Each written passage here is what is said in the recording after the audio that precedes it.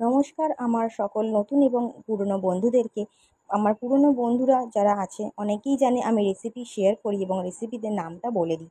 আজ আমি কোনো রেসিপির নাম বলবো না, শুধুমাত্র দেখাবো রেসিপিটা কেমন তৈরি হচ্ছে, কিভাবে তৈরি হচ্ছে। বিউলির ডাল নিয়েছি, 4 থেকে 5 ঘন্টা ভিজিয়ে রেখেছি। ভিজিয়ে রাখার পর ডালটা এরকম জল টেনে নিয়েছি।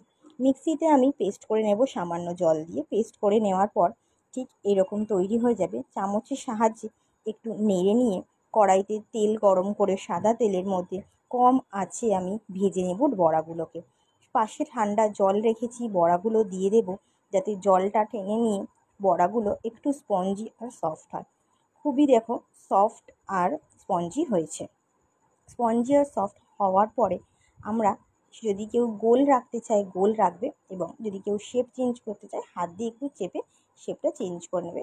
অনেকটা স্পঞ্জি হয়েছে, তার একদম সফট। এবার এটাকে সাজিয়ে নেওয়ার পালা। সাজিয়ে নিয়েছি আমি দই, গুঁড়ো লঙ্কা, ধনেপাতার চাটনি, জিরে ভাজা গুঁড়ো, বিট নুন আর তেঁতুলের চাটনি।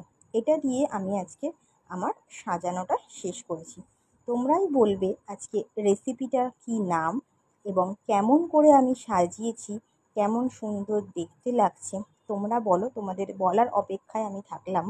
আজকের রেসিপিটার নাম তোমরাই বলবে, যারা জানবে না আমি নিশ্চয়ই তাদেরকে বলে দেবো।